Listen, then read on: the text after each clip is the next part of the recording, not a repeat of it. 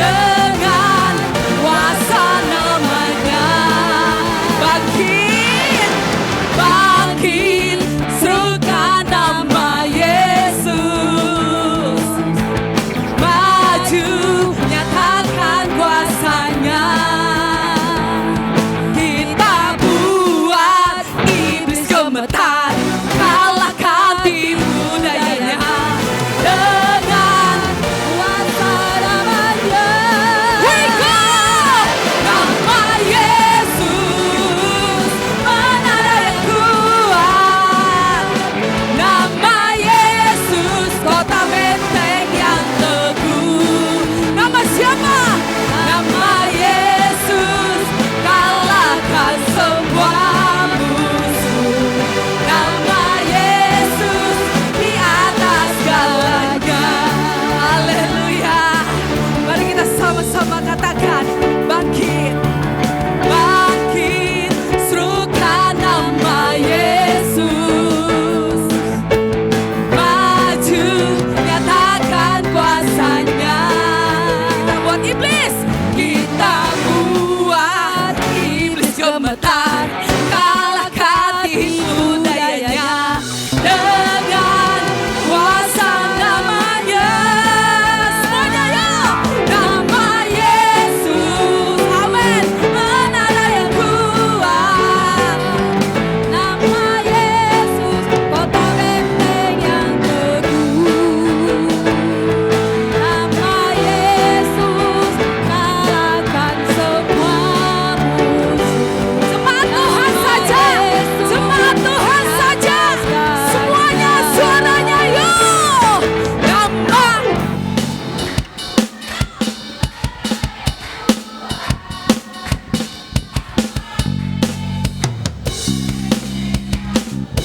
We go yuk. Nama Yesus, kalahkan semua musuh. Nama Yesus di atas segalanya. Nama Yesus berkuasa. Nama Yesus, menara yang kuat. Nama Yesus, nama Yesus, kota benteng yang teguh. Amin. Nama Yesus, kalahkan semua musuh. Nama Yesus di atas segalanya. Semua jemaat Tuhan, nama Yesus di atas segalanya. Nama Yesus, nama Yesus di atas segalanya.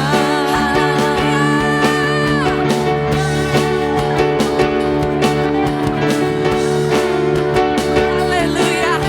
Nama Yesus di atas segala-galanya. Mari beri sorak-sorai bagi Dia.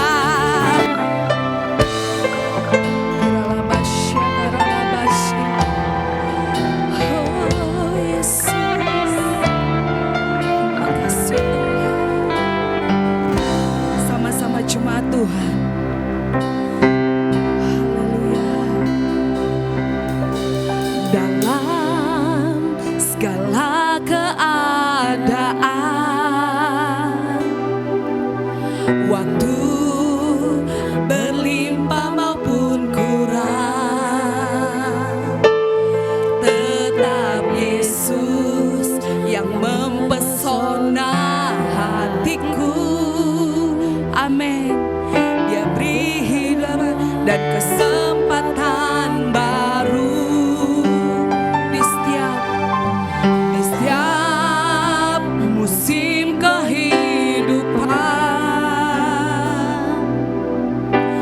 Waktu ku kuat maupun lemah, haleluya, tetap Yesus yang mempesona hatiku. Amin. Dia beri hidup dan kesempatan baru sekali. Yesus selamanya. Yesus, amin. Harapanku tak akan hilang karena kasih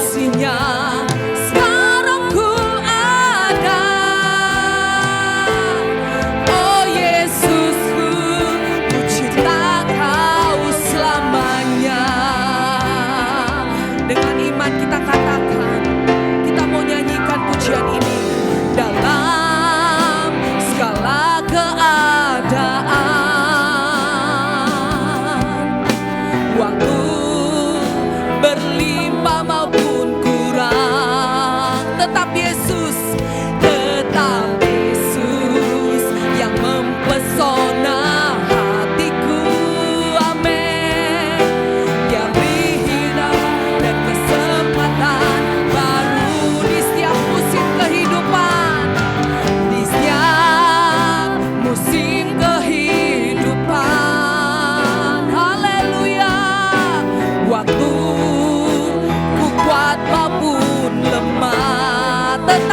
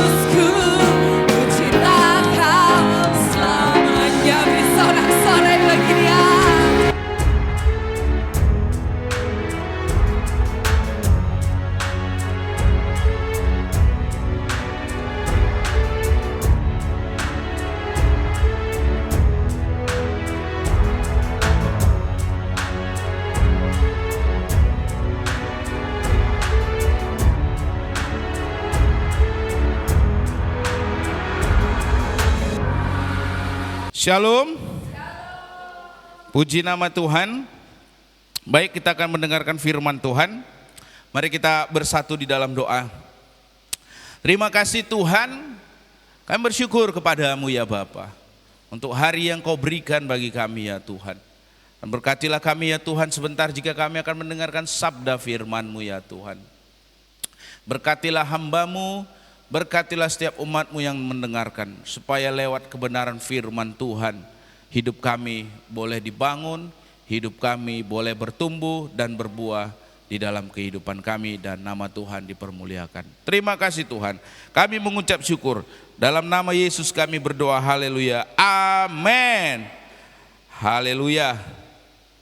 Bapak Ibu Saudara-saudari, kita masuk di tema yang baru ya, di minggu yang kelima, minggu terakhir. Temanya adalah sentuhan kasih yang menyembuhkan. Nah Bapak Ibu Saudara-saudari, ada satu patung ya. Kalau saudara nanti punya uang ke Hawaii ya, ada sebuah patung yang terbuat dari perunggu. Dia ada di depan satu bangunan State Capitol Building ya, di pusat pemerintahan negara bagian Hawaii. Nah di sini ada sebuah patung. Patungnya ini tinggi, lumayan tinggi, sekitar 3 meter. Nah patung ini adalah patung dari seorang pastor yang bernama Damien ya. Kenapa Pak kok patungnya ditempatkan di situ, di pusat pemerintahan ya, di negara bagian Hawaii ini, patung setinggi 3 meter ini? Nah ternyata mengapa patung itu ditempatkan di situ, karena seorang pastor Damien atau Damian ya dalam bahasa Prancis, yang bersangkutan itu dulu adalah seorang rohaniawan dari Belgia. Sekitar 150 tahun yang lampau dia melayani di Kalaupapa, semenanjung Molokai, Hawaii. Nah waktu itu Kepulauan Hawaii masih sebuah kerajaan yang merdeka dan belum merupakan bagian dari negara Amerika Serikat. Nah di masa tersebut, waktu masih di masa kerajaan itu, sekitar 150 tahun yang lewat itu, banyak orang di Kepulauan Hawaii itu terjangkit penyakit Hansen, atau yang masa lalu disebut sebagai penyakit kusta. Nah karena di masa itu belum banyak atau belum ditemukan cara untuk mengobati penyakit tersebut, jadi untuk mencegah penyebaran penyakit tersebut, pemerintah kerajaan Hawaii mengasingkan ya orang-orang yang kena penyakit ini, penyakit Hansen atau kusta, diasingkan, ditaruh di timur pulau Molokai. Nah orang yang tidak menderita sakit kusta tidak diizinkan mengunjungi tempat pengasingan orang-orang yang sakit kusta tersebut. Nah untuk memenuhi kebutuhan dari sekitar 1.000 penderita sakit kusta yang diasingkan di wilayah tersebut, pemerintah kerajaan Hawaii saat itu hanya menyediakan bahan makanan yang secukupnya. Nah sedangkan perawatan kesehatan maupun kebutuhan sosial lain dari orang-orang yang diasingkan ini sama sekali diabaikan. Kalau saudara nonton kan, kalau orang bencana gitu sehingga harus diasingkan, pindah tempat, masih disupport ya, tenda, makanan, minuman ya kan dibuatkan. Ini tidak, memang kalau orang sakit kusta diasingkan aja, ditaruh di pulau tersebut, intinya hanya dikasih makan. Sementara masalah kesehatan dan lainnya itu urus sendiri, sehingga diabaikan. Nah sebagai akibat, orang-orang di sana itu frustrasi dan putus asa ya, dan akhirnya di tempat tersebut berkembanglah kemabukan, amoralitas, serta berbagai penyakit sosial lainnya yang merajalela di antara mereka. Nah mendengar situasi yang sangat menyayat hati tersebut, Pastor Damien ya, atau Damian tadi, seorang rohaniawan yang saat itu masih berusia muda, dia dari Belgia, dia memberanikan diri untuk pergi ke wilayah ini, sebelah timur pulau Molokai tadi, tempat pengasingan tadi, untuk melayani para penyandang kusta, penyakit kusta yang ada di sana. Nah, setelah dia diizinkan oleh pemerintah kerajaan Hawaii, maka pada tahun 1873 yang bersangkutan tiba di Pulau Kalaupapa, ya, di Pulau Molokai ini. Nah, melihat penderitaan jasmani, sosial, emosional, dan spiritual yang dialami oleh para penyandang kusta itu, Damien pun menulis surat kepada saudara-saudaranya di Belgia. Dia tulis surat begini, ya. Ada filmnya saudara, nanti kalau saudara mau nonton ada filmnya, cari aja ya, Molokai. Nah, dia berkata begini, I make myself a lever with the levers to gain all to Jesus Christ. Dia katakan begini, aku menjadikan diriku seorang kusta bersama para penyandang sakit kusta untuk membawa mereka kepada Yesus Kristus. Nah, setelah menulis surat itu, di tempat pengasingan itu, tempat pengasingan orang-orang yang sakit kusta, Pastor Damien mendirikan gedung gereja, melayani kehidupan rohani, merawat kesehatan, membangun rumah-rumah, serta membuat tempat tidur bagi para penyandang kusta tersebut. Nah, Pastor Damien juga membuat peti-peti mati, karena sebelumnya orang-orang yang meninggal dunia karena penyakit ini dikuburkan dengan begitu saja secara asal-asalan. Nah, bukan itu saja, ia juga mempelopori penggalian lubang-lubang kubur bagi orang-orang yang meninggal dunia tersebut. Nah, tidak lama sesudah ia melayani di Molokai, perubahan pun terjadi di wilayah tersebut. Hukum mulai ditegakkan, gubuk-gubuk sudah berubah menjadi tempat tinggal yang lebih layak. Pertanian juga mulai dikembangkan dan sekolah-sekolah mulai didirikan. Kehidupan dari orang-orang yang sebelumnya diasingkan di tempat tersebut yang terbengkalai, ya, yang selama ini itu bagaikan orang yang sudah mati, sudah tidak dianggap, sudah tidak memiliki masa depan, ya. Tinggal nunggu mati lah kalau udah diasingkan di sana, ya. Tapi selama 11 tahun Pastor Damien melayani di sana, di wilayah yang tersebut ini, wilayah yang tertutup tersebut ini mulai ada kemajuan. Nah, tetapi suatu sore, yaitu ketika ia merendam kakinya di air panas, Pastor Damien mendapati bahwa ia tidak dapat lagi merasakan air panas tersebut, merasakan panasnya air tersebut. Ternyata ia telah terjangkiti penyakit kusta. Nah, keadaan itu tidak membuat Pastor Damien berhenti melayani. Yang bersangkutan tahu bahwa ajal sedang menanti dirinya. Waktu bagi dirinya untuk melayani itu akan segera berakhir. Oleh sebab itu, dengan semangat yang tinggi, ia bekerja keras, sekeras mungkin agar dapat menyelesaikan pembangunan tempat tinggal bagi para penyandang kusta tersebut. Nah, selang 5 tahun kemudian, yaitu pada tahun 1889, setelah melayani di Pulau Molokai selama 16 tahun, Pastor Damien meninggal dunia pada usia 49 tahun karena penyakit kusta.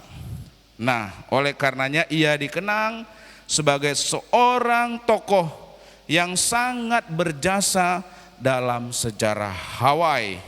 Itulah sebabnya, ya, patungnya sampai sekarang ini masih ada, didirikan di Hawaii State Capitol Building di Honolulu guna menghormati pengabdian dan kerelaannya untuk menjamah secara jasmania mereka yang menderita jamahan jasmania, yang merupakan juga ungkapan dari kasihnya terhadap orang-orang yang menderita sakit kusta di Hawaii tadi.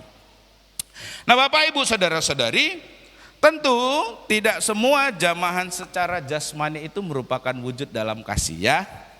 Sebab bisa jadi ketika orang menyentuh, ya, itu merupakan justru suatu bentuk pelecehan seksual, ya saudara, seperti yang seringkali terjadi hari-hari ini. Nah, kalau kita lihat berita media, ya, seringkali orang menunjukkan kasihnya dengan melakukan sentuhan fisik, tetapi justru salah kaprah, ya, itu dianggap sebagai pelecehan seksual. Namun Bapak Ibu saudara-saudari, terlepas ya ini yang bersangkutan tadi ya, Pastor Joseph Damien ya. Namun terlepas dari ekses tersebut, ekses negatif tadi, patut dipahami bahwa salah satu bahasa kasih adalah jamahan secara jasmania atau physical touch ya. Jamahan tetapi yang dapat dipertanggungjawabkan secara moral dan etika. Mengasihi itu harus ada physical touch. Tetapi physical touch-nya harus yang dapat dipertanggungjawabkan secara moral dan etika. Jangan sembarangan menyentuh saudara. Zaman sekarang aku mengasihi, lalu saudara seenak hati menyentuh. Wah, dianggap saudara pelecehan. Ya kan? Tetapi yang dimaksudkan di sini adalah physical touch yang dapat dipertanggungjawabkan secara moral dan etika. Ya. Nah, jamahan secara jasmania seperti inilah yang berkali-kali Tuhan Yesus lakukan. Menyentuh secara langsung, menjamah ya, physical touch. Di dalam dia mengungkapkan kasihnya terhadap orang-orang yang menderita. Nah, salah satu contoh bagaimana Tuhan Yesus physical touch ya, menjamah secara jasmani ya, ini dicatat dalam Matius pasalnya yang ke-8 ayatnya yang pertama sampai dengan ayatnya yang ketiga. Saya undang kita semua bangkit berdiri, kita mau baca firman Tuhan ya. Saya baca ayat yang pertama, saudara baca ayat yang kedua, nanti ayat yang ketiga kita baca secara bersamaan. Saya duluan. Setelah Yesus turun dari bukit, orang banyak berbondong-bondong mengikuti dia. Ayat yang kedua, 1, 2, 3, ya.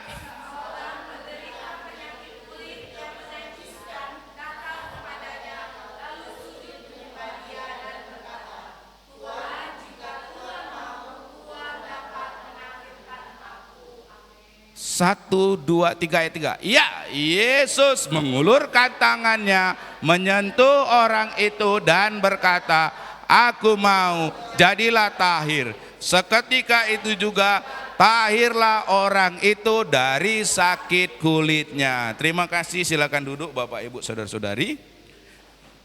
Peristiwa yang kita baca ini Bapak Ibu ya, terjadi setelah Tuhan Yesus menyampaikan rangkaian pengajarannya yang disebut sebagai khotbah di bukit. Ya, karena memang di dekat Danau Galilea di mana Tuhan Yesus menyampaikan pengajarannya itu ada satu bukit. Nah, selesai mengajar situ dia turun. Orang banyak berbondong-bondong mengikuti Yesus. Lalu di dalam perjalanan itu ketemu seorang yang sedang kena penyakit kulit yang menajiskan. Nah, Bapak Ibu saudara-saudari, apa sih penyakit kulit yang menajiskan di ayat 2 tadi yang dicatat di sini? Seorang penderita penyakit kulit yang menajiskan. Nah, Bapak Ibu saudara-saudari, kalau yang dimaksud dengan menderita sakit kulit yang menajiskan itu ya, dalam bahasa Yunaninya disebutkan di sana lepros. Bahasa Yunani adalah bahasa Alkitab Perjanjian Baru. Nah, apa itu lepros? Kalau saudara baca Alkitab terjemahan 1 ya, penyakit kulit yang menajiskan ini disebut penyakit kusta. Penyakit apa Bapak Ibu? Kusta. Jadi kalau saudara buka Alkitab saudara sekarang terjemahan 1, oh penyakit kusta ya.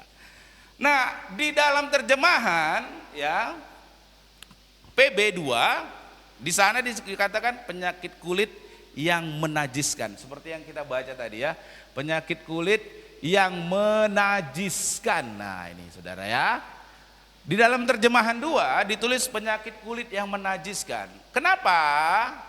Ya, karena salah satu alasannya adalah karena dalam pandangan orang Yahudi di masa itu, orang yang menderita lepros, sakit kulit yang menajiskan atau penyakit kusta adalah orang yang najis. Saudara, kalau dalam pandangan saudara orang yang najis itu seperti apa sih? Kan sering saudara ngomong bilang, ih najis. Nah, kira-kira apa pandangan saudara? Menjijikkan orang tersebut bukan? Benar gak sih?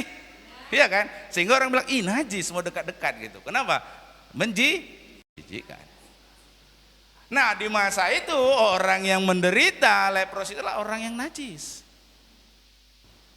Pandangan tersebut adalah tepat karena memang penyakit lepros itu merupakan penyakit yang menular, Bapak Ibu Saudara-saudari.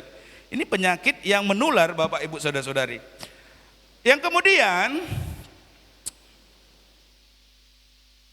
orang yang demikian ini ya, yang najis ini, yang punya penyakit yang menular ya, kira-kira saudara kalau ketemu orang yang demikian, mau sentuh? Mau pegang? Berapa jarak Anda dengan orang tersebut? Nggak usah jauh-jauh ya. Di anak sekolah minggu sering loh, ada anak sekolah minggu yang borokan. Apa yang terjadi? Teman-temannya mendekat atau menjauh? Kenapa? Kira-kira mau bersentuhan? Tetapi Bapak Ibu Saudara-saudari, ketika orang yang najis ini, yang menjijikkan dalam tanda kutip tadi, ketika dia memohon kepada Yesus, apa yang Yesus lakukan menanggapi permohonan itu? Di ayat 3 dicatat apa? Yesus mengulurkan tangannya dan apa? Tuh gini saudara, Yesus mengulurkan tangannya sama orang yang dianggap najis, jijik, jorok atau apalah gitu ya. Dan Yesus menyentuh. Saudara bisa bayangkan enggak sih? Makanya saya tadi bilang di sekolah minggu anak-anak itu kalau ada satu aja yang borokan banyak bernanah, jangankan menyentuh, mendekat saja pun tidak. Apalagi boro-boro menyentuh.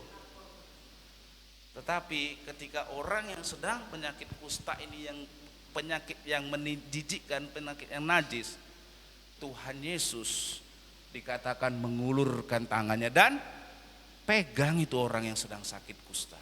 Pegang itu orang sedang sakit kulit yang menajiskan. Dikatakan itu Tuhan Yesus bilang, Yesus mengulurkan tangannya menyentuh orang itu dan berkata, aku mau jadilah tahir. Dan seketika itu juga tahirlah orang itu dari sakit kulitnya. Nah Bapak Ibu Saudara-saudari, dari sini kita dapat melihat bagaimana Tuhan Yesus mengungkapkan kasihnya. Jangan bilang, oh ya saya mengasihi kamu tapi jauh aja ya, jauh-jauh di sana ya. Kamu bau, kamu jorok, saya gak mau mendekat, jauh-jauh sana. Tuhan Yesus gak begitu saudara. Di ayat yang kita baca kita bisa lihat bagaimana Tuhan Yesus menunjukkan kasihnya, yaitu melalui apa? Sentuhan secara secara apa ini Bapak Ibu? Jasmani. Dia pegang itu orang, dia sentuh itu orang yang najis, dia sentuh itu orang yang menjijikkan itu Bapak Ibu Saudara-saudari. Nah di sini kita bisa melihat melalui jamahan secara jasmani atau physical touch. Sentuhan jasmani yang tidak asal-asalan. Karena melalui sentuhan tersebut ya, Tuhan Yesus menyatakan bahwa ia bersedia yang pertama ya, memenuhi kebutuhan jasmani manusia. Saya ulangi, melalui jamahannya Tuhan memenuhi kebutuhan jasmani manusia. Penyakit kulit yang dideritanya kan penyakit secara jasmani, betul? Borokan sampai rusak kulitnya ya, segala macam itu. Nah itu adalah penyakit secara jasmani. Nah memang kita tidak mengetahui apakah lepros yang diidap oleh orang ini yang tercatat dalam Alkitab ini adalah penyakit yang sama, penyakit kusta seperti yang tadi itu di cerita awal tadi, yang terjadi di Hansen tadi, di mana Pastor Damien melayani, ya. Tetapi yang jelas penyakit ini, kalau kita cerita Pastor Damien, orang yang penyakit kusta udah mati aja, gitu kan, nggak akan mungkin sembuh aja gitu kan. Nah Orang yang sedang penyakit ini udah jelas menderita secara jasmani, betul? Sampai nggak merasakan lagi air panas. Itu berarti sudah mati indranya, perabanya. Berarti ini penyakit membawa penderitaan bagi dirinya secara jasmani. Nah, bukan itu saja. Kalau penyakit lepros atau penyakit kulit yang diderita oleh orang yang menemui Tuhan Yesus ini penyakit yang bersifat menular. Sebagai akibat, ya, orang lain itu tidak bersedia berada dekat dengan dirinya, apalagi menyentuh orang tersebut. Ini penyakit kulit yang menjijikkan, yang najis, penyakit yang menular. Sudah pasti orang tidak mau dekat, apalagi menyentuh orang tersebut. Nah, saya rasa Anda tidak merasa gimana ya membayangkan ini sederhana. Waktu zaman Covid, kalau orang yang menderita sakit Covid, saudara mau dekat-dekat? Orang tersebut diapain? Diasingkan. Benar nggak? Diasingkan, dijauhi, nggak ada orang yang mau dekat. Kenapa? Karena Covid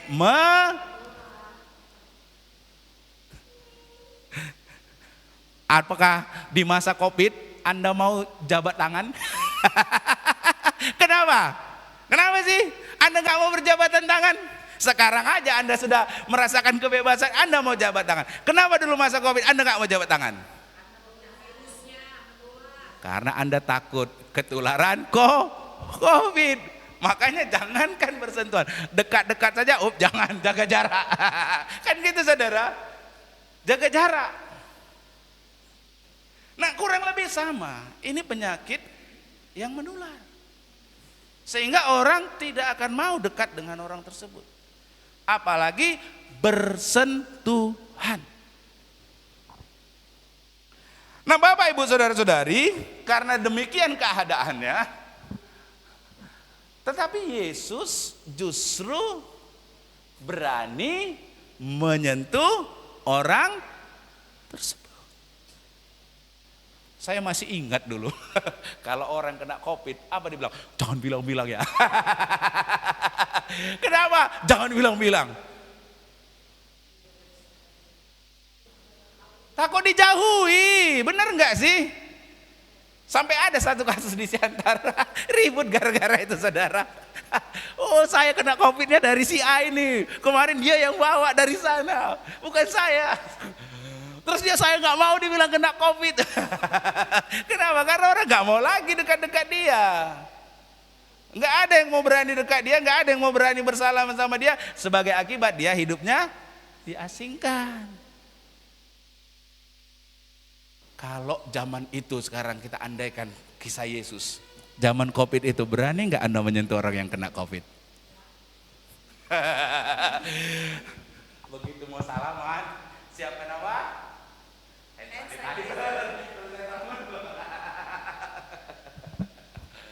Ataupun bahkan saudara, gini aja salamnya Pak. Kenapa? Menular. Nah, penyakit yang sama itu juga Bapak Ibu Saudara-saudari.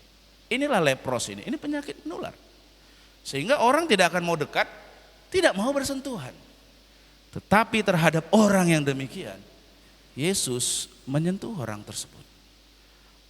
Nah, Bapak Ibu Saudara-saudari, ya, kita melihat bahwa ketika Tuhan Yesus menyentuh orang yang demikian, itulah jamahan yang mengungkapkan kasihnya Tuhan kepada orang yang menderita tadi.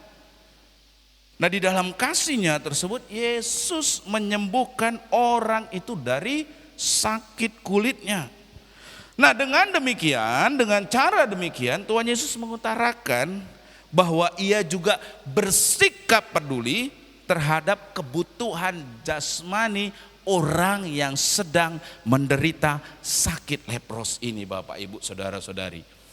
Dia tidak membiarkan orang yang sakit lepros ini menderita terus-menerus secara jasmani. Nah, Bapak Ibu Saudara-saudari, berbicara tentang kepedulian Tuhan sejak dari awal penciptaan, dari alam semesta, sebagaimana yang ditulis dalam kitab Kejadian pasal 1 dan 2, Allah telah bersikap peduli terhadap kebutuhan jasmani manusia. Untuk itu Allah menyediakan tumbuh-tumbuhan sebagai makanan mereka. Kita lihat bagaimana Allah itu peduli terhadap kebutuhan manusia. Sama seperti Yesus yang peduli terhadap orang yang secara jasmani menderita ini oleh karena sakitnya. Kalau kita bisa melihat juga di dalam perjalanan bangsa Israel dari Mesir menuju ke tanah Kanaan, di sepanjang perjalanan di padang gurun itu Tuhan tidak mengabaikan kebutuhan jasmani umatnya. Tuhan Yesus menyediakan mana untuk dimakan, menyediakan air untuk diminum, padahal di tengah padang gurun, saudara. Tetapi umat Tuhan tetap dipelihara. Karena apa? Tuhan peduli terhadap kebutuhan secara jasmani.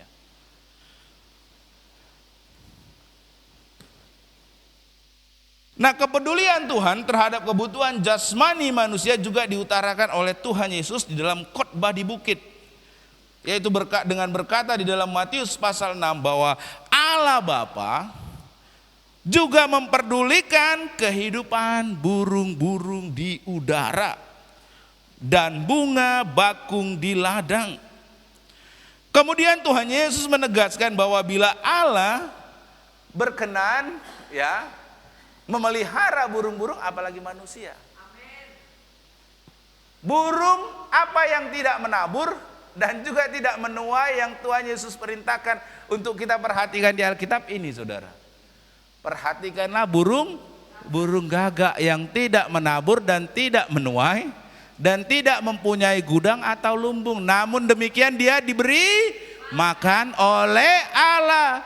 Betapa jauhnya kamu melebihi burung-burung itu. Anda, saya, kita semua jauh lebih daripada burung. Sedangkan burung gagak aja yang nggak menabur, ya dikatakan, dan tidak menuai, tidak mempunyai gudang atau lumbung, namun diberi makan oleh Allah. Apalagi kita, Bapak Ibu Saudara-saudari. Oleh karena itu, ya saudara, ingat Matius 6 ayat yang ke-25. Janganlah khawatir tentang hidupmu mengenai apa yang hendak kamu makan atau minum, dan janganlah khawatir tentang tubuhmu mengenai apa yang hendak kamu. Ya, karena Allah peduli terhadap kebutuhan jasmani kita. Orang yang sedang sakit lepros itu orang yang menderita secara jasmani. Tetapi ketika Tuhan Yesus bertemu dengan orang tersebut, Tuhan Yesus menjamah, menyentuh orang tersebut dan menyembuhkan orang tersebut, memulihkan orang tersebut sehingga hidupnya menjadi hidup yang baru. Itu artinya Tuhan peduli terhadap kebutuhan jasmani, ya. Oleh karenanya dalam kehidupan kita sehari-hari, Bapak Ibu, janganlah khawatir sebab Tuhan peduli terhadap segala kebutuhan jasmani kita. Dan yang kedua, melalui jamahannya Tuhan memenuhi yang kedua kebutuhan jiwani manusia. Melalui jamahannya kepada orang yang menderita penyakit lepros tadi, penyakit kusta, penyakit kulit tadi, Tuhan Yesus memenuhi kebutuhan jiwaninya. Karena pada dasarnya manusia bukan hanya memiliki kebutuhan jasmani, tetapi juga ia memiliki yang namanya kebutuhan jiwani. Hal ini diutarakan oleh Abraham Maslow, ya, seorang psikolog yang sangat ternama dan yang dikenang oleh orang karena tentang teorinya, ya, hierarki kebutuhan manusia. Dalam teorinya ini Abraham Maslow berkata bahwa terdapat 5 kebutuhan dalam diri manusia. Kalau kebutuhan-kebutuhan tersebut disusun berdasarkan hierarkinya, maka yang paling dasar itu adalah kebutuhan jasmani, physiological needs, kebutuhan jasmani apa? Bernapas, makan, minum, tempat perlindungan, pakaian, dan juga bisa istirahat. Ini kebutuhan manusia, kebutuhan yang mendasar. Ya kan? Siapa di sini yang nggak perlu makan? Siapa di sini yang nggak perlu minum? Siapa di sini yang nggak perlu tempat tinggal? Pak, saya nggak perlu, Pak, saya mau hidup di alam liar aja. Siapa di sini? Pak, saya nggak butuh tidur, Pak. Ada? Nah, ini kebutuhan mendasar. Saudara makan, minum, ya, tempat tinggal, tempat berlindung, ya, pakaian. Nah, itu kebutuhan mendasar. Makanya orang kalau yang penting bisa makan, minum, punya tempat tinggal aja, wes sudah senang. Karena apa? Itu dianggap kebutuhan mendasar. Nah, kebutuhan ini ya paling dasar ya, berhubungan dengan sandang, pangan, dan papan. Nah, kalau manusia merasa bahwa kebutuhan jasmaninya sudah terpenuhi, maka berikutnya ia merasakan adanya kebutuhan rasa aman dalam dirinya. Sehat, punya pekerjaan, punya bangunan, punya keluarga, dan ya punya kemampuan sosial lainnya. Nah, ini dia meningkat, ya. Setelah kebutuhan yang pertama terpenuhi, dia meningkat. Dia pengen, kan kalau udah mulai udah bisa makan, minum, cari tempat tinggal, kan orang mulai saya mau diet lah supaya sehat. Itu kebutuhannya meningkat, saudara, ya kan? Bukan lagi berbicara makan dan minum bisa apa enggak, karena apa? Uangnya ada, makan minum, tapi dibatasi sama dia. Kenapa? Karena dia merasa perlu sehat. Nah, ini mulai meningkat dia kebutuhannya. Tidak berbicara lagi makan minum lagi, ya. Dia mulai meningkat.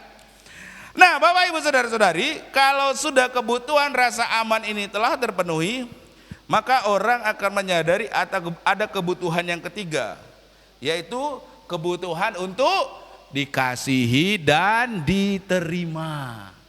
Ya kan? Senang kalau ada teman, ya kan? Ada keluarga, ada punya kedekatan, ada perasaan terhubung dengan orang. Oh, senang. Ya, ini kebutuhannya. Istri itu dia di sini dia, ya kan? Love and belonging, ya. Harus merasa diterima. Saudara juga kan? Coba kalau saudara masuk dalam lingkungan pekerjaan. Memang saudara dapat gaji di tempat tersebut, bisa makan dan minum. Tapi kalau nggak diterima, nyaman nggak? Bener nggak? Anak-anak, kalau di dalam keluarga tidak merasa diterima atau dikasihi, kira-kira bagaimana, Anggi? Apa yang dilakukan? Ya, kebutuhannya makan minum terpenuhi, tapi dia juga harus kebutuhan dikasihi dan dicintai itu ada. Nah, Bapak Ibu selanjutnya, kalau ini udah kebutuhan ya mendasar ya, keamanan, dikasih dan terima. Oh, kalau ini udah dapat semua kebutuhannya, mulai inilah kecongkakan itu udah mulai dia. Udah mulai naik level dia. Jadinya kepada self esteem atau harga diri. Oh, ya kan? Ini orang-orang udah naik level nih. Sehingga dia hubungannya dengan kepercayaan diri, dengan pencapaian, penghormatan kepada yang lain, dan the need to be, kebutuhan untuk merasa saya ini unik, berbeda. Ini udah mulai naik level ini, saudara. Ya, mulai berbicara tentang harga diri. Kalau nggak kayak gini, nggak aku kerjakan begini. Ya, ini udah mulai berbicara tentang harga diri.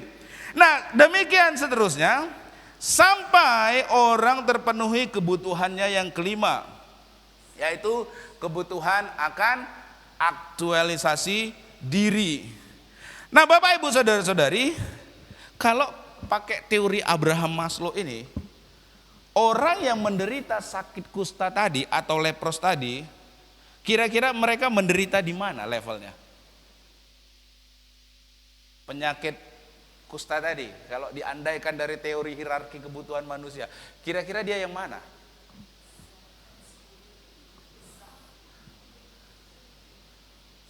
Yang mana?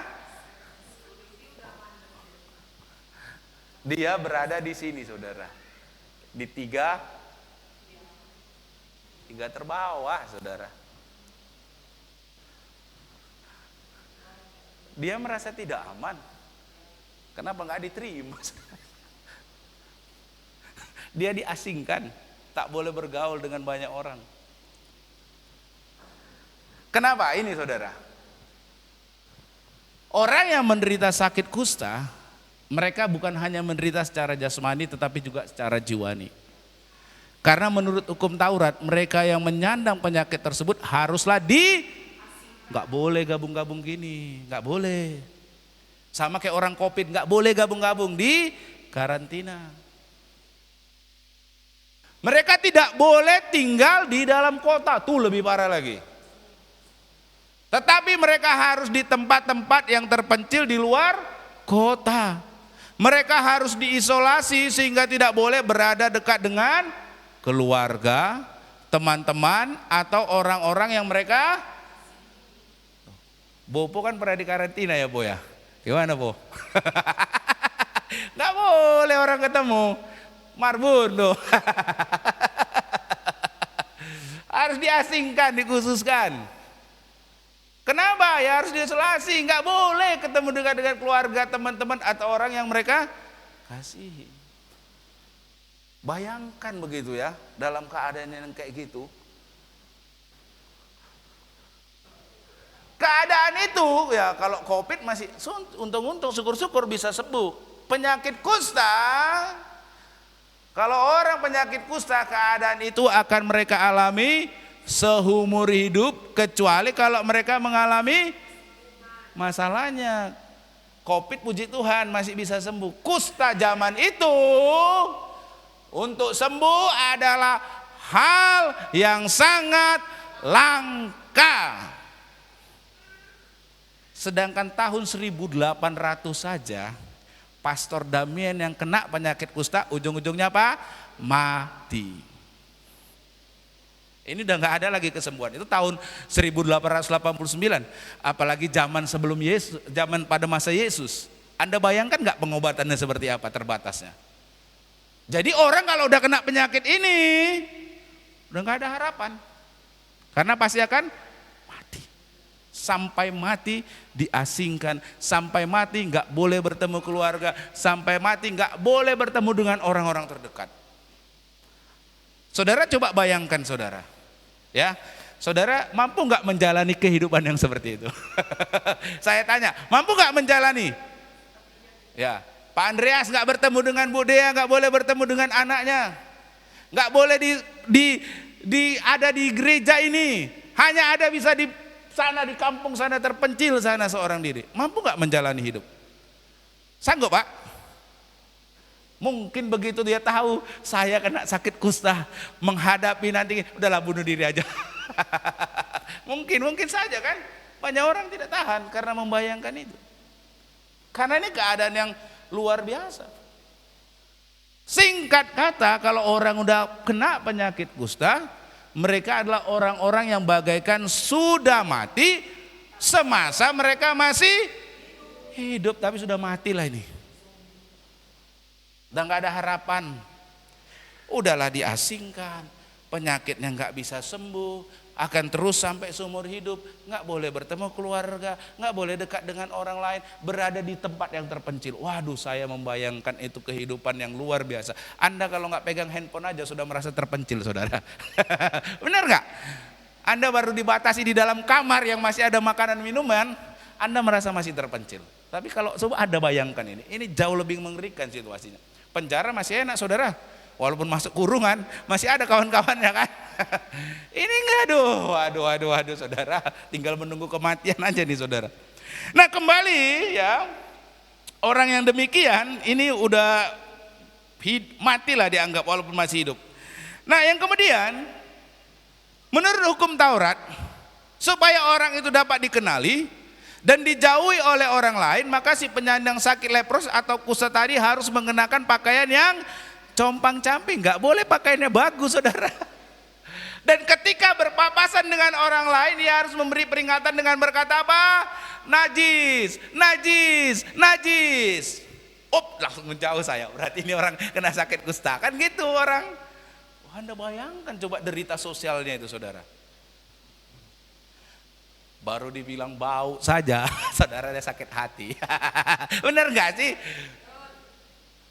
Bau itu jangan dekati. Tapi ini sampai dia sendiri yang berkata, najis, najis, jijik, jijik, jijik. Ya orang pun langsung.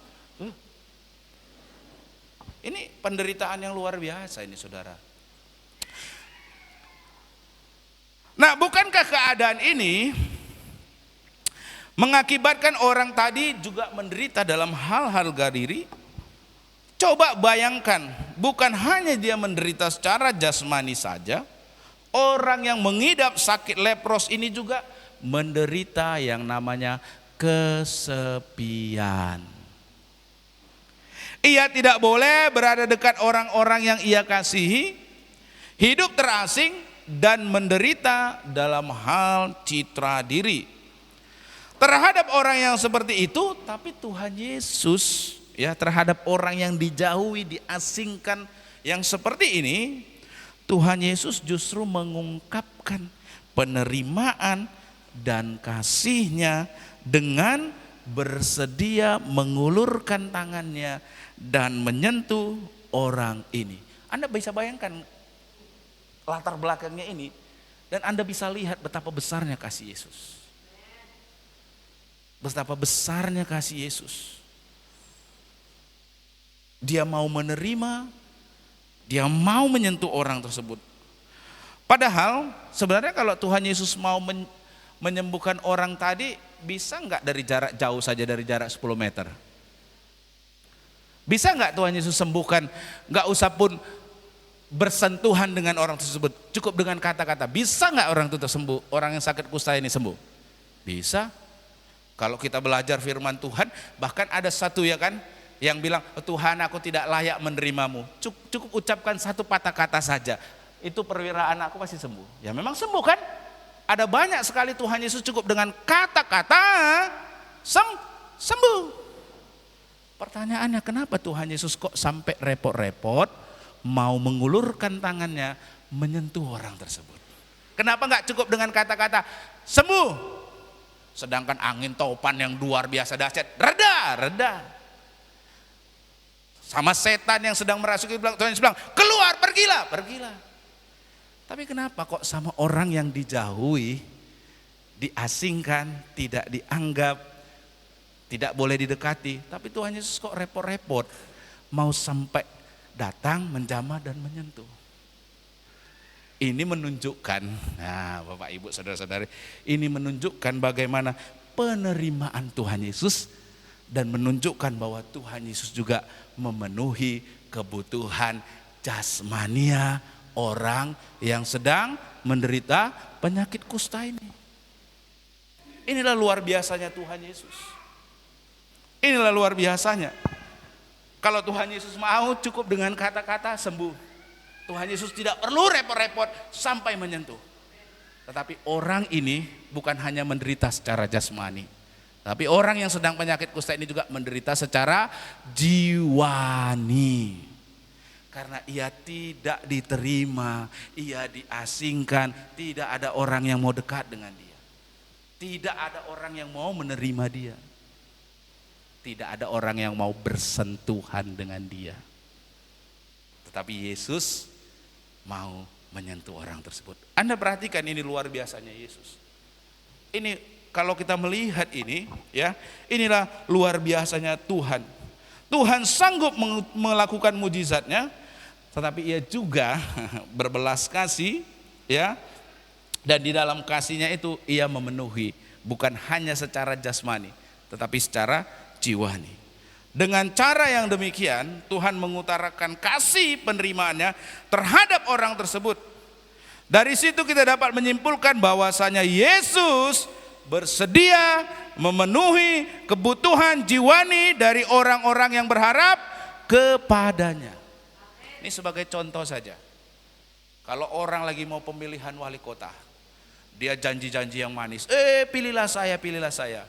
Tapi ketika mau disalam dengan kalangan rakyat bawah, mau salaman enggak? Kalau ngasih bantuan, dikasih bantuan. Ya kan? Salaman mau? Kenapa? Karena bagi dia cukup membantu saja. Bersalaman tidak padahal rakyat kelas bawah itu senang kali kalau bisa bersalaman dengan orang yang karena merasa dirinya diterima.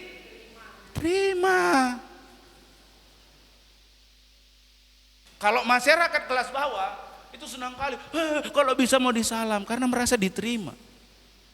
Bagi mereka bukan hanya bantuannya saja yang perlu, tapi mereka diterima. Kalau kita kan enggak, yang penting kasih bantuan, salaman jangan. Tapi Tuhan Yesus enggak gitu. Kalau dia mau dia bilang sembuh. Sembuh engkau, sembuh. Tapi ngapain dia repot-repot sampai harus menyentuh orang yang ini? Karena orang tersebut bukan hanya sakit secara jasmani, tapi juga jiwaninya. Bagaimana dengan kasih kita? Saya merenungkan ini, iya ya. Seringkali saya juga gitu, saudara. Saya nggak usah pungkiri lah. Seringkali saya juga begitu. Kalau yang udah sentuhan fisik, atau mau terjun langsung, gitu kan. Tapi saya belajar banyak dari Yesus hari ini. Bahwa Yesus sampai orang yang najis sekalipun, orang yang menjijikkan sekali itu, Tuhan Yesus tetap sentuh. Kadang kan kita udah merasa lebih tinggi daripada Tuhan Yesus kan. Sentuhan sama orang aja, nggak mau jorok, nggak mau jijik. Padahal orang itu ketika kita bersentuhan dengan orang itu senang. Kenapa? Dia merasa diterima. Dia merasa dikasihi. Saya belajar banyak ini firman Tuhannya. Dari Tuhan Yesus. Bahwa Tuhan Yesus bukan hanya secara jasmani dia menyembuhkan, tapi dia juga menyentuh supaya orang yang sedang menderita secara jiwani ini juga merasa diterima. Ini luar biasanya. Bapak Ibu Saudara-saudari, kalaupun Anda saat ini mungkin menderita secara jiwani, tidak dianggap, tidak diterima, merasa tidak dikasih, ingat Tuhan Yesus mengasihi Anda. Amin. Tuhan Yesus menerima Anda. Amin. Ya, yang ketiga,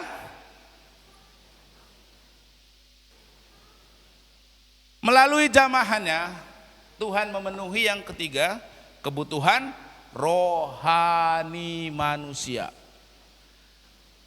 Bukan hanya secara jasmani, tetapi secara jiwani, juga secara rohani.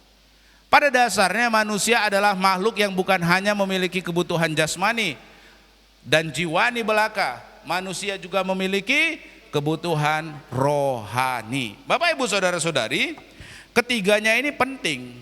Ketiga unsur ini, karena manusia bukan hanya jasmani, jiwani, tetapi juga ada rohaninya. Nah, ketiga kebutuhan ini harus tercukupi. Sebab bila kebutuhan yang lain terpenuhi, tapi salah satunya diantaranya terabaikan, maka kehidupan manusia tidak akan menjadi bugar. Nah, hal ini sama seperti tumbuh-tumbuhan. Tumbuh-tumbuhan itu, kalau tumbuh-tumbuhan itu supaya sehat, apa saja yang perlu saudara? Air, udara, kan gitu kan. Kalau dia tanpa udara pasti dia mati. Kemudian apa? Ya harus ditanam di dalam tanah lah saudara. Ya kan, harus ada media tanamnya kan, betul kan. Kalau dia di air ya harus di air, kalau enggak di tanah. Contohlah pohon mangga. Apa saja yang diperlukan oleh pohon mangga? Tanah, pupuk ya saudara ya. Lalu saudara siram dengan air, terus saudara masukkan dalam rumah. Saudara taruh di mana? Taruh supaya terkena sinar matahari. Betul enggak? Bukan hanya penting tanahnya, pupuknya, tapi habis itu enggak ada sinar mataharinya. Ya bertumbuh dia, tapi lama-lama layu, kering dia. Kenapa? Karena dia perlu sinar matahari untuk fotosintesis, kan begitu saudara. Amin. Nah gitu juga dengan kehidupan kita Bapak Ibu Saudara-saudari. Kita itu bukan hanya berbicara kebutuhan secara jasmani saja, tapi juga kebutuhan secara jiwani, tetapi juga kebutuhan secara rohani. Nah Bapak Ibu Saudara-saudari, tidak cukup kita hanya kebutuhan jasmani dan jiwani saja yang terpenuhi. Ya, makan minum aman, ya, pekerjaan rumah tempat tinggal aman. Saya dikasihi kok oleh teman-teman, ada kok banyak yang rekan-rekan saya yang mengasihi saya. Oh, ada kok lingkungan-lingkungan yang mengasihi saya. Itu saja tidak cukup, Saudara. Ada perlu satu kebutuhan lagi, kebutuhan secara rohani. Kalau ini diabaikan, oh inilah yang seringkali mengakibatkan orang tidak mengalami kebahagiaan. Di dunia ini tidak sedikit orang yang mengalami keadaan seperti ini. Secara jasmani ia tidak berkekurangan, secara jiwani ia punya banyak teman, ya, tercukupi. Karena kan kalau orang-orang yang kaya banyaklah temannya, ya kan? Ada gula, ada semut. Saya kemarin baca itu komentarnya Pogba. Waktu Pogba pindah ke MU gajinya besar. Ayahnya bilang begini, ingat katanya, kalau pesta sudah selesai tamu undangan pasti pulang. Ngerti nggak maksudnya? Kalau kau ada uang itu seperti pesta, tamu kan datang. Tapi pestanya usai, tamunya masih di situ. Kemana? Pulang, Saudara. Ya saya ingat ini benar. Ya kalau orang secara jasmaninya terpenuhi, bisa saja secara jiwani dia terpenuhi. Kalau orang kaya ya pasti diterima dong, dianggap, dihormati dong. Seperti tadi itu. Kalau orang kaya pasti banyak orang yang datang mau pengen menjadi temannya. Tetapi ya ada satu contoh ini. Seorang yang bernama Howard Hughes, kayaknya sudah berapa kali disampaikan di dalam khotbah di sini. Bagaimana ia secara jasmani terpenuhi, secara jiwani terpenuhi, tetapi secara rohani ia tidak terpenuhi. Sehingga ia mengalami yang namanya ketidakbahagiaan. Nah ini dia Saudara. Howard Hughes, Saudara baca aja di Google kisah hidupnya. Ya, dia itu pemilik perusahaan Hughes Aircraft dan perusahaan raksasa lainnya. Kekayaannya 1,5 miliar dolar, setara 7 miliar dolar di masa kini, atau 100 triliun rupiah. Wah, ini uangnya bukan uang yang sedikit, Saudara. Kalau kita sekarang orang yang susah, kita membayangin kalau punya uang sebanyak ini pasti bahagia kali, Saudara, kan? Bener gak sih? Mbak Grace itu udah kebayang aja dia kalau sama 100 triliun. Kurasa kayaknya hidupnya udah bahagia aja lah. Mau kemana? Naik mobil ini, mobil itu, bangun rumah di mana? Wah, merasa udah pasti bahagia kali lah ini. Ya kan? Bener gak sih Saudara? Waktu di zamannya ini, wah, tuh artis-artis semua datanglah mendekat. Kekayaannya spektakuler begitu kan? Artis-artis Hollywood pada masa itu datang semua. Kira-kira secara kasat mata Saudara, bahagia enggak hidupnya? Secara yang nampak.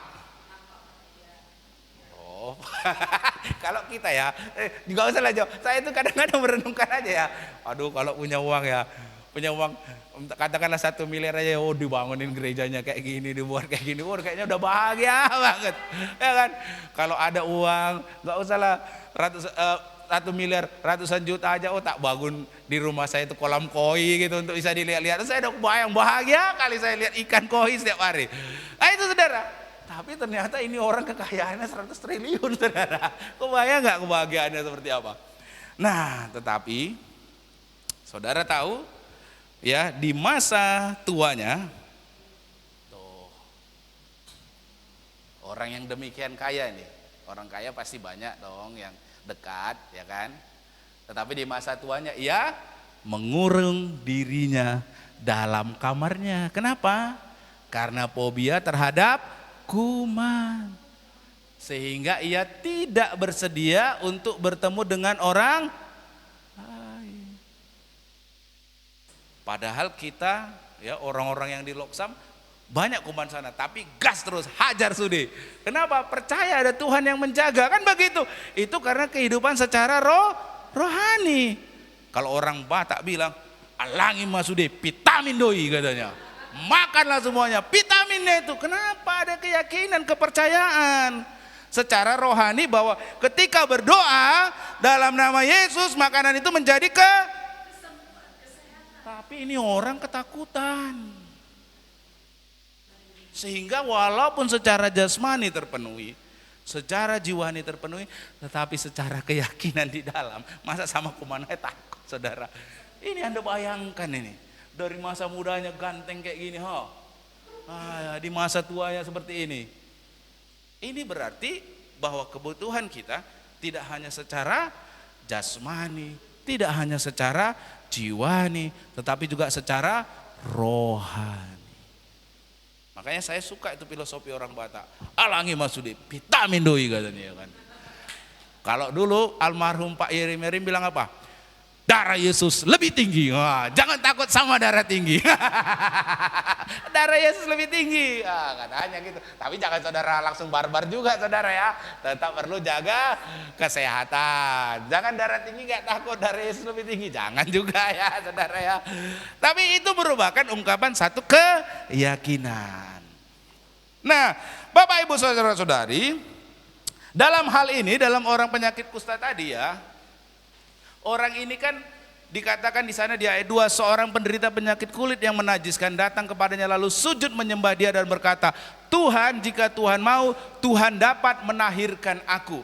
Di ayat 3, Yesus mengulurkan tangannya menyentuh orang itu dan berkata, aku mau, jadilah tahir. Seketika itu juga tahirlah orang itu dari sakit kulitnya. Nah, Bapak Ibu saudara-saudari, kata tahir di sini ya, kata tahir yang ada di ayat 2 dan 3 ini merupakan terjemahan dari kata katarizo yang artinya adalah bersih atau murni. Nah, kata tersebut digunakan untuk menggambarkan orang yang sembuh dari sakit lepros, tahir, sakit kulit yang tadi. Nah, karena di dalam pandangan orang Yahudi, orang yang terkena atau menderita sakit lepros itu adalah orang yang berdosa. Nah, secara rohani ia adalah orang yang najis. Sehingga kesembuhannya dari penyakit lepros atau kusta juga berarti penahiran dirinya secara rohani. Makanya Bapak Ibu ya, ini nanti saya sambung ya. Dengan kata lain, melalui menjamah orang tersebut, Yesus telah menahirkan atau menyembuhkan orang tadi secara rohani. Bapak Ibu saudara-saudari, zaman seperti ini yang Tuhan Yesus lakukan di kayu salib bagi kita. Tuhan di sana menanggung semua dosa-dosa kita dan membebaskan kita dari kuasa dosa dan hukuman dosa. Melaluinya ia memulihkan relasi kita dengan Allah Bapa, sehingga dengan demikian kehidupan kita baik secara jasmani, jiwani maupun rohani dipulihkan dan ditahirkan dalam Yesus Kristus. Kita dapat memandang hari esok. Kan saudara, jadi orang Kristen itu kan enak kali kan? Secara makna rohaninya, Anda yakin masuk surga? Yakin dari mana saudara? Hah? Kalau orang Kristen kan dengan pede, telah berpulang ke rumah Bapa di surga. Itu keyakinan yang nampaknya secara kasat mata atau keyakinan secara rohani? Keyakinan secara apa saudara? Kenapa? Kenapa? Karena Yesus yang mati di kayu salib, itulah yang menebus setiap dosa kita. Sehingga ketika kita percaya kepada Yesus secara rohani kan, Anda percaya akan menerima kerajaan Allah. Anda akan masuk dalam kerajaan. Itulah saudara dampaknya secara rohani. Sehingga orang Kristen masuk surga yakin gak? Yakin. Enggak insya Allah atau kira-kiranya atau mungkin enggak. Tapi ya yakin. Di dalam 1 Yohanes 3 ya kan, yang kemarin belajar DK ini Bu Justinov, ada si Nia Limbong juga, ada si siapa tadi satu lagi? Novelina. Kita tahu. Bukan, kita tahu dan yakin bahwa setiap orang yang percaya kepada nama anak Allah tahu bahwa ia memiliki hidup yang kekal. Bukan semoga kiranya atau semoga nanti atau mudah-mudahan, enggak saudara. Alkitab dengan yakin mengatakan tahu tahu pasti. Itu secara roh. Kenapa? Karena bukan karena perbuatan Anda. Ya kan? Sebab karena kasih karunia kamu diselamatkan. Oleh iman itu berbicara apa saudara? Rohani. Sebab karena kasih karunia kamu diselamatkan oleh iman. Itu bukan hasil usahamu, tetapi kenapa pemberian? Karena bukan Anda yang mati di kayu salib. Tetapi siapa? Yesus. Itu sebabnya pemberian. Tapi kalau saudara beriman kepada Yesus, Anda diselamatkan? Anda diselamatkan? Yakin atau enggak? Ragu-ragu. Anda diselamatkan? Kenapa Anda yakin diselamatkan? Kenapa Anda yakin diselamatkan? Ya, itu saudara. Itu dasarnya saudara. Sehingga Anda yakin, enggak ada keraguan, enggak ya, masuk enggak yakin 100%. Sebab karena kasih karunia kamu diselamatkan oleh iman. Itu bukan hasil usahamu, tetapi pemberian Allah. Amin. Jadi kemana ya nanti kalau saya mati? Seringkali saya mau ketawa gitu, lihat orang Kristen ya di tengah sakit penyakitnya bertanya, kemana lah saya nanti kalau mati? Dage. Berarti imanmu selama ini kemana bos? Sedangkan orang ya, ingat gak saudara yang 3 orang yang digantung di kayu salib? Dia cuma di sebelahnya, yang satu kan ngecek-ngecek kan, kalau ini kok selamatkanlah dirimu. Tuhan yang sebelahnya yang lagi saat itu digantung, yang sebelumnya kehidupannya penjahat, ya kan penjahat kan yang disalib di sebelah Yesus kan 2 orang itu kan, penjahat atau orang-orang baik sih dalam catatan Alkitab? Penjahat. Tetapi ketika yang satu mengejek-ngejek, yang satu bilang, kalau engkau memang Allah selamatkanlah dirimu. Tapi yang satunya menegur yang satunya ngejek-ngejek. Dia bilang apa? Kita ini orang yang berdosa, kita ini orang penjahat yang memang layak kalau dihukum kayak gini. Tetapi Yesus ini adalah orang yang tidak layak untuk menerima. Maka dia bilang apa? Yesus, kalau engkau nanti jadi yang punya bangkit dan punya kerajaan itu, bawalah saya masuk. Tuhan Yesus bilang apa? Hari ini juga engkau bersama-sama dengan aku di Firdaus. Anda bayangkan saudara, dia hanya baru beriman saat itu juga, baru percaya sama Yesus, tapi Tuhan Yesus bilang apa?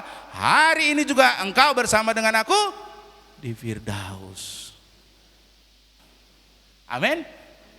Jadi kalau saudara udah jadi orang Kristen, tapi masih enggak nanya nanti kemana saya ya, percaya, dage. Jangan sampai seperti itu. Amin saudara. Amin saudara. Amin. Saudara harus memiliki keyakinan. Sebab orang yang penjahat seumur hidupnya pun, tetapi ketika dia mau mati sedikit lagi, habis digantung, dia percaya sama Yesus. Tuhan Yesus bilang juga, hari ini juga engkau bersama-sama dengan aku di Firdaus. Tapi jangan sampai saudara, ingat khotbahnya Pak Stephen, yang penting masih sempat percaya Yesus nanti aja. Masalahnya saudara lagi kendarain mobil, tiba-tiba di depan ya kan, ada truk parkir, saudara kencang, bam, mati, belum sempat percaya Yesus ya saudara. Ya itu baru saudara ya, udah gak masuk saudara. Karena kan kematian gak ada yang tahu. Ya kan, saya suka nonton di video YouTube ya kan. Orang nenek kencang-kencang mobil, so ambil samping kiri, nggak tahu di samping kiri ada mobil parkir, bam, habis hancur semua. Ya jangan sampai keadaan yang kayak gitu saudara. Kalau keadaan sampai yang kayak gitu kita masih berdosa dan nggak percaya sama Yesus, ya udah jangan ditanya lagi di mana Pak, ya udah saudara tahu jawabannya. Ya, amin saudara, amin. Ya, saudara perlu ketiga hal ini dan inilah yang Tuhan Yesus lakukan. Tuhan Yesus berbicara tahir terhadap orang yang sakit kusta ini bukan hanya bersih dari sakitnya, tapi bersih dari segala kenajisan dan dosa. Amin. Di sini Tuhan Yesus ya memenuhi secara jasmani, secara jiwani dan secara rohani. Amin. Amin saudara. Amin. Kalau orang udah jadi Kristen tapi hidupnya tidak terpenuhi kebutuhannya ini baik secara jasmani, baik secara jiwani, baik secara rohani, perlulah itu doa semalaman suntuk lebih lama lagi ya saudara ya. Perlulah dia dipertanyakan itu kekristenannya ya. Karena Tuhan Yesus akan memenuhi setiap kebutuhan yang tiga ini. Mari kita tundukkan kepala, kita bersatu dalam doa. Terima kasih Tuhan, kami bersyukur tentang kebenaran firman-Mu yang kami boleh dengar di sepanjang bulan ini. Bahasa kasih, bahwa di dalam bahasa kasih-Mu Tuhan kami belajar kata-kata yang meneguhkan. Bahwa di dalam bahasa kasih-Mu itu Tuhan ada tindakan memberi. Bahwa di dalam bahasa kasih-Mu itu Tuhan ada Tuhan waktu yang berkualitas ya Tuhan. Dan di dalam bahasa kasih-Mu yang kami pelajari juga ini Tuhan, bagaimana ada sentuhan secara jasmani ya Tuhan. Kami belajar bahwa Tuhan Engkau memenuhi setiap kebutuhan kami ya Tuhan. Baik secara jasmani, rohani, jiwani ya Tuhan. Kami percaya di dalam Yesus Kristus kami tidak akan pernah berkekurangan ya Tuhan. Dan kami belajar bagaimana bahasa kasih Allah itu telah dinyatakan kepada kami di sepanjang bulan ini. Dan biarlah bahasa kasih yang sudah kami pelajari, yang sudah kami terima ini juga kami lakukan dalam kehidupan kami ya Tuhan. Supaya nyatalah wujud kasih kami kepada Tuhan dan wujud kasih kami kepada sesama. Terima kasih Tuhan Yesus, terima kasih untuk kebenaran firman-Mu. Di dalam nama Tuhan Yesus kami mengucap syukur dan berdoa. Haleluya, amin.